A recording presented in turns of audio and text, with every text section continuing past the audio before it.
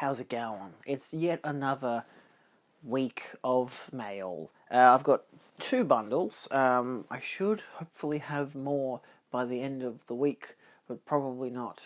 It's annoying. It's mighty tall there. Hi. First bundle is Cinemaniacs. Next bundle is Amazon. The third, if I film an extra clip, will be more from Amazon, if not from eBay, because I bought some things from eBay, because I finally found a cheap version of Orca, because I was really annoyed that the Scream Factory one went out of print, and it had Lee's commentary, and the Umbrella one was out of print, and it had Lee's commentary, and the Studio Canal 4K had been announced. I was like, oh great, I'll wait for the extras to be announced before I hunt down a Blu-ray. And then it turns out the only extra is like an interview of an actor, so I'm very disappointed by that. So no matter how good the transfer might be, I had to get one of the old Blu-rays. So that'll be either in this video or later. So first up, we have all the stuff from the Cinemaniacs, because we had the 27th of... No, what the hell's the date today? We had the Poison Ivy screening for the Cinemaniacs, which was on the 27th. Okay, I was right. 27th of July. And I'd picked up some that I'd ordered in. This was one of them. Has anybody seen My Gal? Which I had ordered from the website like a month or so ago. It just took a while to actually come in, which, you know, I don't fault the Cinemaniacs at all. It does have an audio commentary by actress Piper Laurie, moderated by film critic / historian Lee Gambin. So that's the reason why I got it. I mean, it has a good cast. Piper Laurie, Rock Hudson.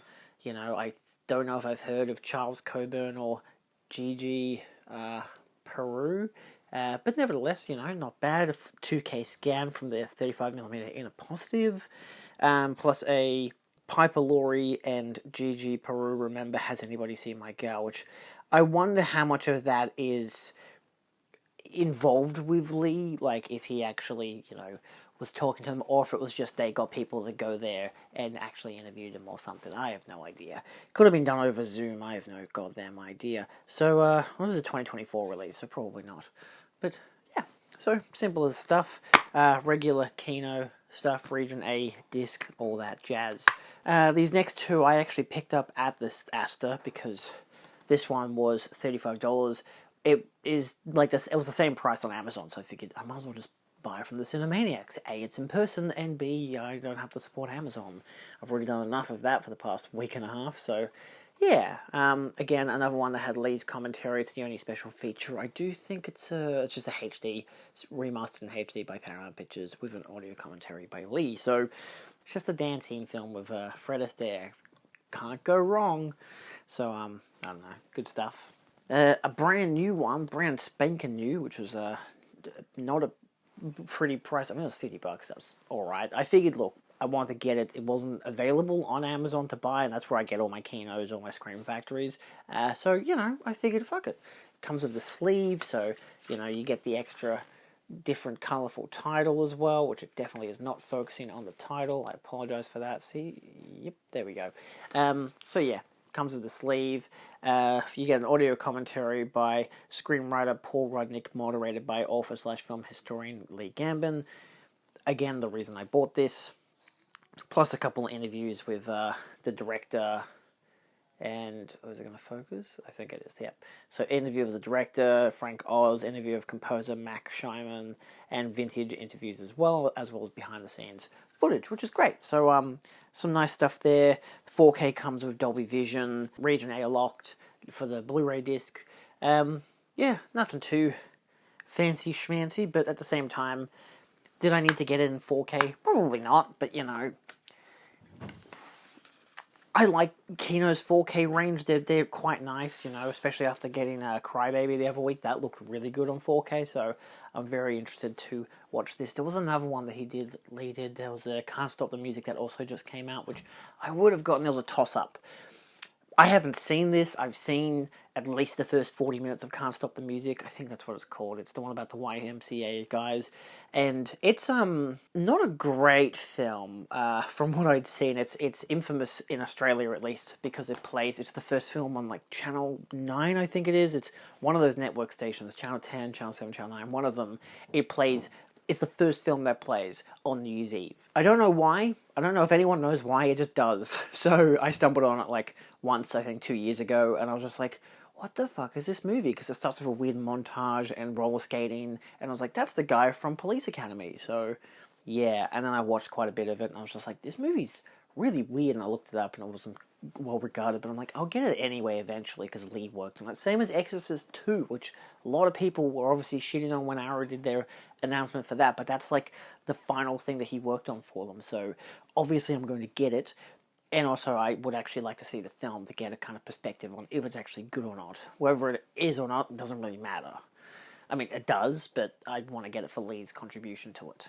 So anyway, I got Grizzly from Severin. This is also from the Cinemaniacs, which I'd ordered in because they had a sale on their website because of they're closing down. For those it's closing down at the end of August. Their last session before it closes down is Tommy. That's their next session for the Cinemaniacs, which is like the 28th of August or something, which is a hell of a while away.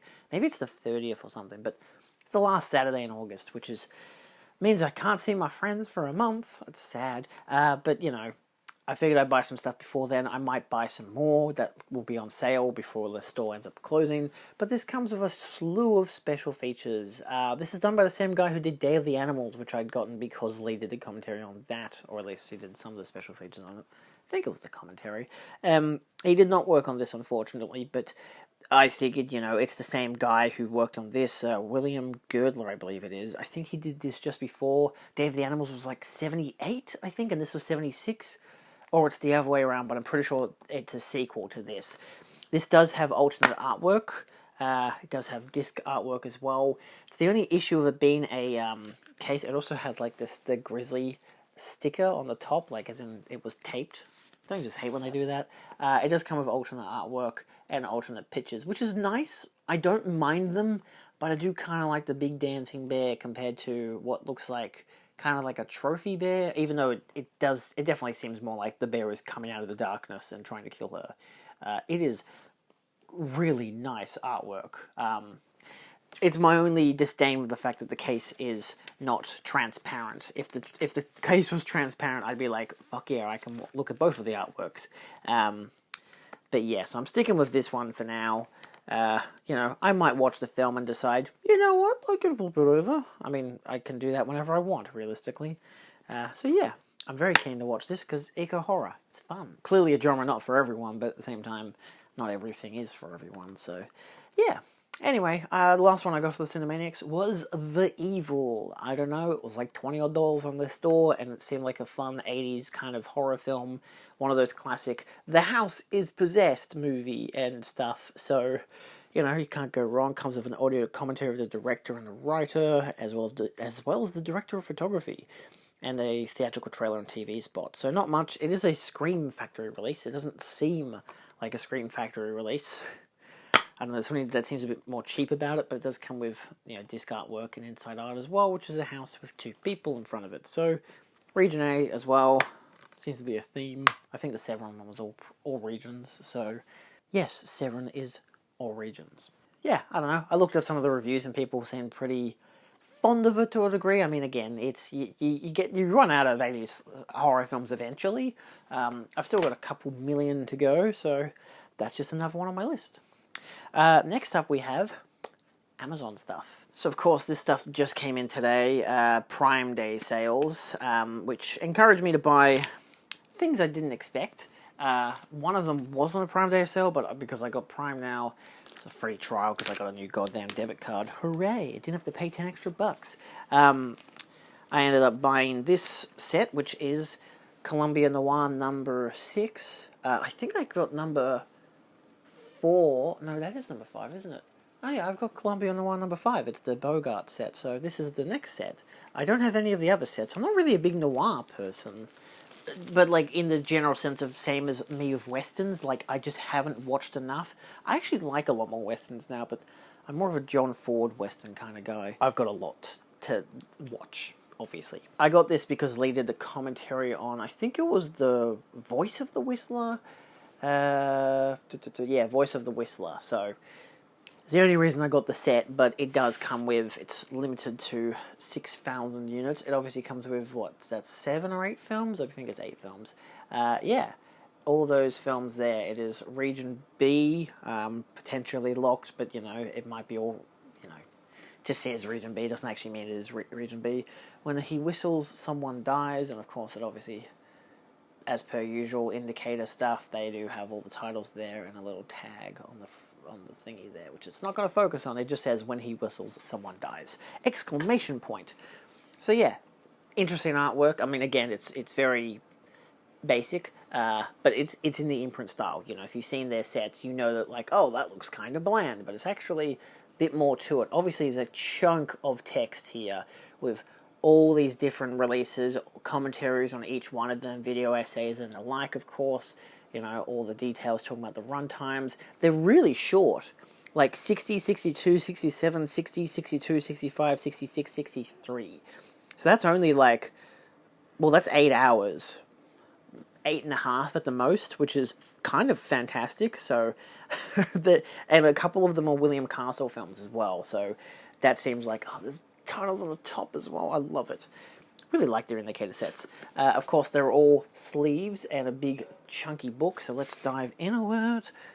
You get your big chunky book. Have I seen any noirs by William Castle? I've only ever seen the one William Castle film, haven't I? The House on Haunted Hill, which I only watched like a month ago, so I've got a lot to dive into. A lot of different essays as well, which is great. Always good. Chunky, chunky, chunky. Comes with photos, comes with posters, comes with essays. All your regular spiel, nicely produced, nicely bound as well, so I could fan myself on a hot day. But also, wow, nice educational reading. This is The Whistler. Very nice. I'm going to try to start from back to front. So we have the first one, which is The Whistler and the Mark of the Whistler. Obviously says it on the spine. The poster for The Whistler. Opens it up. What do you got? The Mark of the Whistler on the inside. So this seems to be the traditional thing. So there'll be a person behind a disc artwork with both of them. Obviously they're doing 2 films per disc, with all the special features. So I like that you've still got poster on one, poster on the other, all the details on the back, which is nice. Tells you the runtime of both of them in 2 different slots. And, yeah, what is it? High definition presentation for the Whistler, standard definition presentation for the Mark of the Whistler. Interesting. That's like a DVD print. Mono audio commentaries, some interviews, a documentary as well. It's Your America, dramatized documentary focusing on soldiers returning from World War II, directed by John Ford, and featuring J. Carrol Naish, the antagonist in The Whistler. What in the hell? That's cool, because obviously, I just mentioned, I like John Ford films, so very nice. Strange, again, that it's not a HD version of The Mark of the Whistler, but maybe it's just like the best surviving elements kind of deal, so I don't know. Was it a direct-to-DVD sequel? Let's take a look at the rest. So we got The Power of the Whistler, which on the inside is the voice of the Whistler. So on the back, still stipulates your details. No HD presentations of both, audio commentaries for both. Again, the voice of the Whistler has Lee's commentary, and then just some interviews and a 69-minute long audio recording about Stuart Holmes, oral history, and yeah, so it's good. All this stuff is great, I really do like indicator stuff. I actually don't mind these kind of sets and these styles. Fun art designs, tells you all the stuff. Again, high definition presentations of both, or mono audio, film historians talking about both films. I don't think this one has anything extra. Oh no, it does. It does have a 22-minute long video by Kim Newman, which, if you know Kim Newman, he does good stuff. And last but not least, the 13th Hour, and the Return of the Whistler. Interesting. And again, HD presentations of both, audio, mono audio, audio commentary with Eloise Ross, who I know Lee was a friend of. I don't think I've ever met her.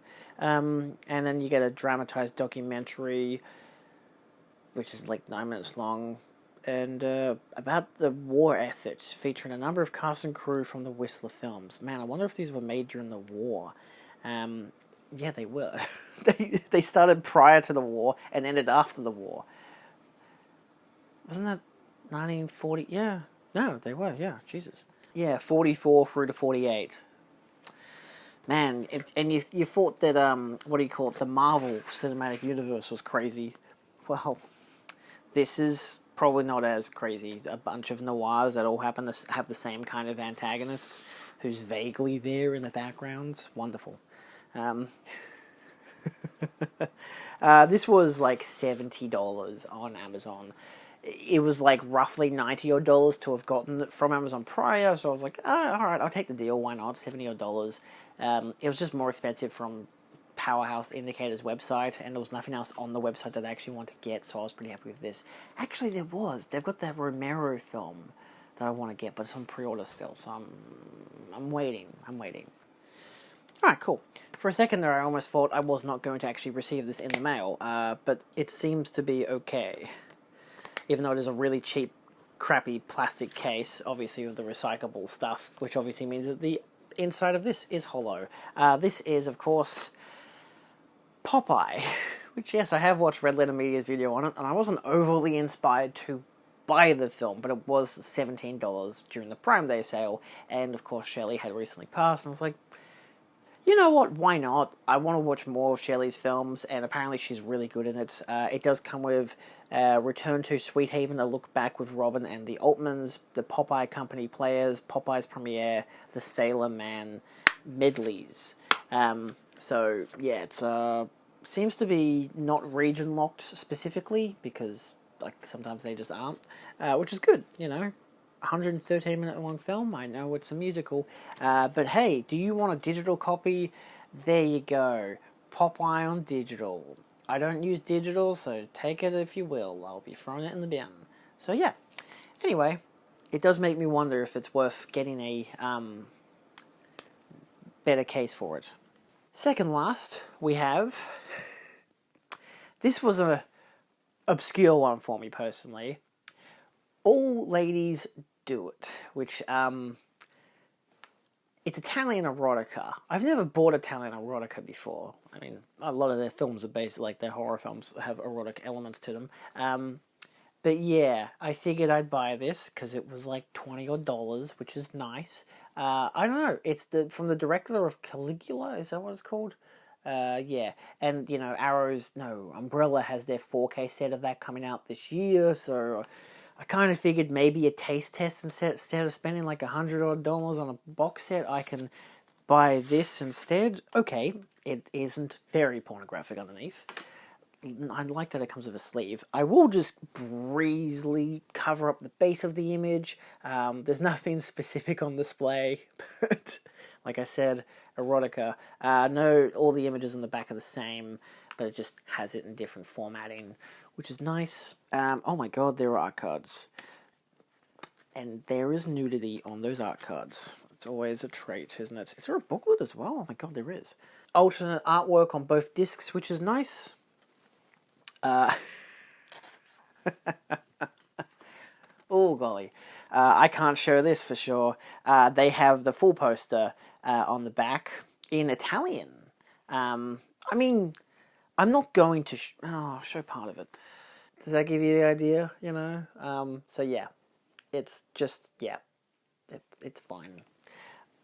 I'll probably swap it to that. Just, I don't know, like, yeah, I will, because it's just, the cover on the front is just like a expanded version of it. I don't know, the Europeans, man, they're just more liberated, I guess. Okay, so we have art cards that are similar in terms of that blue outside box design. That's got butts on it. It's not double-sided. That's got two people having sex on it. That's got bare breasts on it. That one doesn't have any nudity. How about that? See? She looks like she's having fun.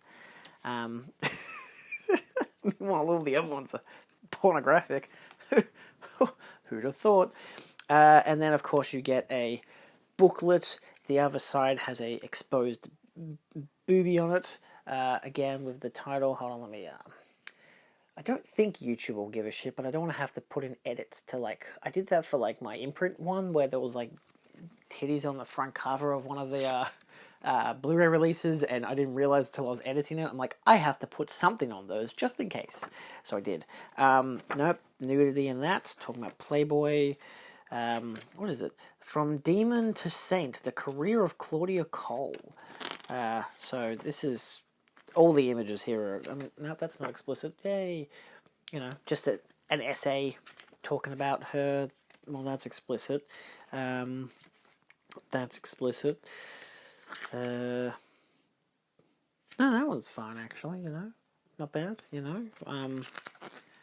That's also explicit. They're all, like, just showing you the different images in, like in this way, in this case it says Play Men. Some of them are behind-the-scenes images from the film, promo stills and stuff like that. Of course, complete contrast. And then that's it. It tells you what other releases you can get from the same brand. So that's nice.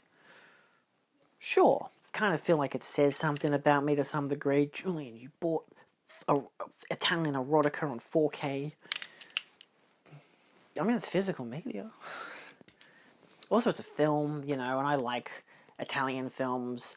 I like a lot of different alternate kinds of... I was going to say alternate kinds of films. You know, non-English speaking films. Hell, I've just been binging through a bunch of Hong Kong films. So, you know. Anyway, next up we have what I'm peeling open now. It's a Toxic Avenger on 4K, baby. I just got to get rid of that... Keep that sticker that says... as you can see there, warning contents, what does that say? Toxorific contents. Of course it does. So yeah, I've got to keep that sticker. But yeah, I watched the first film about 2 weeks ago, and they had this on Amazon for like $120, and I was like, sure, why not, you know? I really liked the first one. I actually quite enjoyed it, and I was like, I want to get better versions than the current Blu-rays. So you get the Toxic Avenger collection. It is nicely embossed. I don't know, yeah, you can see the little line details there, which is great. You got Toxie, got the collection on the top in terms of name, details on the base. I think it's just original negative of the Toxic Avenger Part 2, while complete in terms of all violence and nudity, was missing several short dialogue sequences in the opening third, which had been removed for pacing reasons. Although no film materials for these sequences could be located, in order to present the most complete version possible, these short segments were inserted from the highest quality digital master. Respect, you know? I will note as well, of course, it does say all the names on the back, which is wonderful. So I can't wait to dive into them. It came with a little card from the Troma team. We love you now more than ever. Oh, we loved you then. We love you now more than ever. So it's obviously the guys who did Troma. Yeah, that's cute. And it's signed. So it's signed on the top. You can't really see it. Can vaguely see it. It's obviously like printed in with the actual cardboard, but that's cute. I just realized it's signed on both sides. They really should have used like white texture. Of course, it's all photocopied, so it's like not an actual like this has been signed by them. But that's cool. That's really nice that they actually signed it twice. 50 years of disrupting media. I feel like disturbing would be fine, but yeah, that's great. That's really cool. That's a cute little thing. Certificate of Troma Authenticity. So we start off with Toxic Avenger #1, original poster. Comes with images on the back. Oh my god, that almost had nudity on it. All regions. I don't even know if it has any special features. It doesn't actually stipulate any. I think it has all the Blu-ray disc, no alternate artwork. I think the Blu-ray disc has the special features from the old release. I had an old Blu-ray which did have special features. This just doesn't stipulate anything, which is strange. You feel like they would stipulate something. Because the old one had like interviews with a bunch of actors. Part 2, which I'm yet to see. I know that they did change casts and whatever. This one, again, just stipulates about the original negative. It doesn't stipulate any special features. different artwork on both discs, which is nice. If you've seen these, let me know if there are special features. But yeah, I'm pretty sure that there are. It's just strange. I don't know. It just doesn't tell me, which is so annoying. I'm like, come on. Like, I don't want to get the old Blu-rays, which are also produced by Troma. Like, I don't want to get the old Blu-rays just because they happen to have the special features. It's like, there's no reason why these wouldn't, but maybe just for conservation of room. Again, 2 different disc arts, which is nice. Like, space on the back and whatever. They can just, like, remove anything. But they really could have, like, removed some stills, put in the details. I don't know. Yeah, and then... what is it? Citizen Toxie, the Toxic Avenger 4. Which is nice. So, I'm really happy to have this set. Mostly because I just did not have any of the previous ones. And again, no alternate artwork, but just disc artwork, which is good. You know, got the 4K, got the Blu-ray, MVD visual, I believe it is. We also have Psycho Gorman, which is the Umbrella Beyond Genres Volume 8 release. I actually got this from my mate Guy, who... well, he didn't want it. He didn't like the film at all, whereas I borrowed Phil and Katie's copy, and I really liked it. And so I figured, look, you know, he was like, oh, I'll just give you the Blu-ray, you know, whatever. And I ended up obviously getting Carrie on 4K, and I realized I had the Steelbook release as well as the standard Arrow video release, so I figured, what if I just give him Carrie? He doesn't have Carrie, and he likes Carrie. You know, can't go wrong with some Brian De Palma and whatever, so... I traded the 2, basically. So, he didn't actually ask for Carrie, realistically. I just asked, hey, do you have Carrie? And he's like, no, I don't. And I'm like, I'm going to give you Carrie. Because I don't need 3 different copies when the version, both the Steelbook and the Standard Edition already had the booklets, and so the limited edition version. So, you know, I still at least have a Blu-ray disc, which is nice. And this has alternate artwork, which of course is pretty cool. So, I think I'll just take out the artwork here to show you. I did enjoy the film. I know it's not everyone's cup of tea. It really depends. Like, if the gore and the practical effects is insane and really funny at times. But if you don't like the characters, it can be a very hit or miss. I know that I enjoyed the characters. I got behind the idea pretty quickly, which was good. But, you know, sometimes you got to be in the right mindset for it. But, yeah, I don't know. I enjoyed it. He thought he might like it because he liked the director's previous film in the... was it The Void? Which I think I've got a Blu-ray release of. So, yeah. I enjoyed it. So, check it out, I guess. I don't know. Last but not least, we have Robinson Crusoe on Mars. This is the Eureka version. It is currently in a blue case because the case it came in had some dirt on it. So... It's actually on the back cover of the other artwork, so I figured, look, I'll clean that out. While it's drying, I'll replace it into a different case. So the disc is fine. Luckily, it had its own little insert thing, which made it easier. Comes with a DVD. Comes with alternate artwork, which you might be able to see a bit in there. I don't really care as much for it, and that's the one that has the dirt on it, so I'm like, you know, it doesn't really matter that much to me. And it comes with a booklet as well, which is quite nice. How big is this? This is a pretty old release. I think it's from like maybe 2013, 2014, if not earlier. It just says a 1080p transfer of the film's original aspect ratio, English subtitles, exclusive new audio commentary with special effects designer and Robinson Crusoe on Mars historian Robert Skotak. Original trailer, 28-page booklet with new essays by Paul McCauley and archival imagery. So it's from 1964. It's pretty standard. There is, of course, the artwork there is very, space, I guess. You know, that makes sense. There is a monkey on the back. Yeah, so there is a Criterion release, I know that. It's just that this was like $30 on eBay, and someone who was selling it with a different film that I really wanted, and I figured, you know what? Why not? Like, it's the same transfer. I think the Criterion one is better regarded because it comes with, like, I think 2 audio commentaries and maybe an extra video essay or something, but this does have the booklet, and, you know, I do like the artwork quite a lot, so, yeah, I don't know, it just kind of felt, sure, why not? This is more of a, what's the word? It's apparently a lot more like The Martian, where it's that kind of more slow burn guy trying to survive realistically on Mars in the height of let's go to space in movies. So that's interesting. So I guess I'll watch it eventually. This is the one that I really wanted to get, which is Orca. This is the Studio Canal Umbrella release, so the Australian release. Of course, it comes with the alternate artwork. I do like how the disc art matches the artwork. The reverse just, of course, has the M-rated sticker, which this is obviously the actual reverse artwork. And the artwork itself is really nice. I know that there is the Scream Factory Edition, which is out of print. This is also out of print. I got it for $27 in the end, luckily. I was watching one that was $90 on eBay, and then someone had this, and then someone else had a $35 one, and I was like, oh great, I'll grab this one, because it comes with the audio commentary by film historian Lee Gambin. This is his first ever commentary track, and that for me is really important. It also does come with Moby Dick a la De Laurentiis, which is Martha De Laurentiis Remembers Orca, which is like a 5-minute video apparently, plus a theatrical trailer. So, you know, it comes with mono audio and 5.1.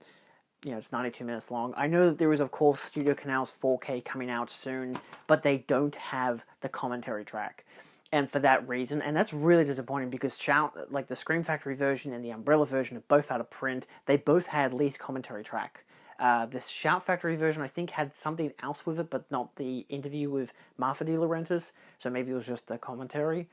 Either way, worth noting for people who, you know, anyone who's watching who's a big fan of Lee's work and wants to collect them all, unfortunately, at least as of current, it is not available on the 4K UHD, the commentary that is. So it's so disappointing. I don't know why I did that. I don't know what happened. So, you know, the last two we have are from the Amazonians. The last two from my Prime Day haul. So this one was like $15, $16. It is Jaws 2, 3, and 4.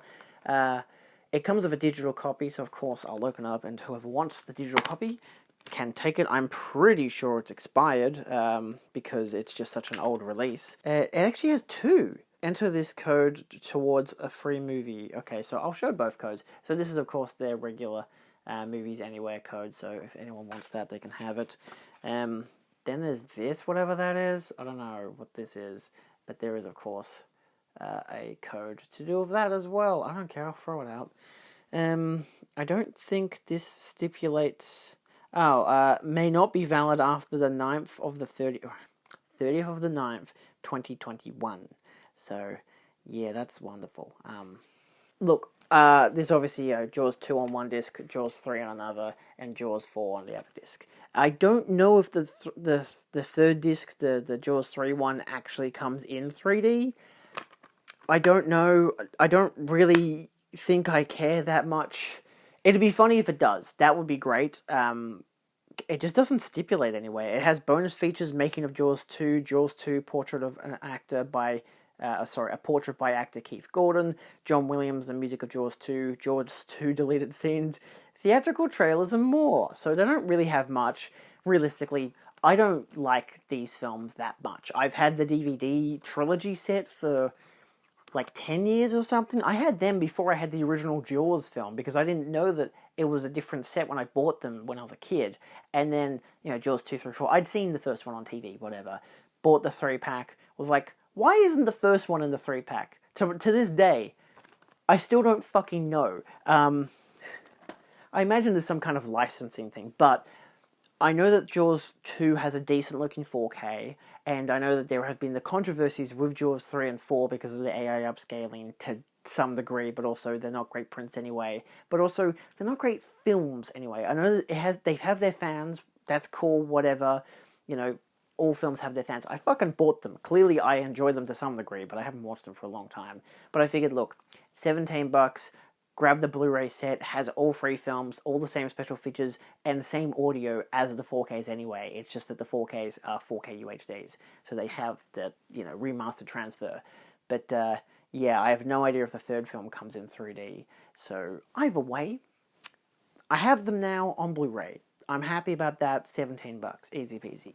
And last but not least, I had to replace the case on this because the case itself was broken. This is Legally Blonde, the collection, which is like $20. The Shout Select version, which comes with like a 4K scan of the first film with an interview of one of the actors, actress Jessica Caulfield, or just Caulfield. There's no D at the end. Also, audio commentaries, featurettes, deleted scenes, gag reels, music videos, and trailers. yeah, they are Region A, Disc 1 is the first film, Disc 2 is the second film. I have them like that only because the back artwork correlates with the first film, obviously here, and the second film obviously over here. So when you take out each disc, you get that artwork respectively. The case I had originally gotten, the case below the little things to stick in for the second film was broken. You could hear the disc wobbling around. I was like, oh no, that's bad. Conveniently, I had this lying about because I had the Grandmaster on Blu-ray, the Chinese version, and it came as a 2-disc set despite the fact that it didn't have a second disc, so I just had 2 slots. So I was like, I'll just trade them over. I'll just put the Grandmaster in the other case, and and there's no problem. So yay. I don't know. I like the first Legally Blonde. I actually like it quite a lot. My girlfriend loves it, and I don't know if she cares that much for the second film, but either way, I have them both on Blu-ray, which is nice. So, that wraps that up. I'll have to obviously wait till the Robinson Crusoe Blu-ray case is dried out before I can put it back in. And I guess I'm going to have to watch the Jaws films. I mean, I guess that would work well if I watched them with Orca, because they're all, Orca's the Jaws ripoff and whatever, and the Jaws 2, 3, 4 are the Jaws ripoff as well. Alright, that's it. Thanks for watching. See you guys next time when I get more mail in. I'm waiting for Severin to arrive. That's the big one, with their 4K for Opera. Really keen for that. Okay, see you next time. Adios.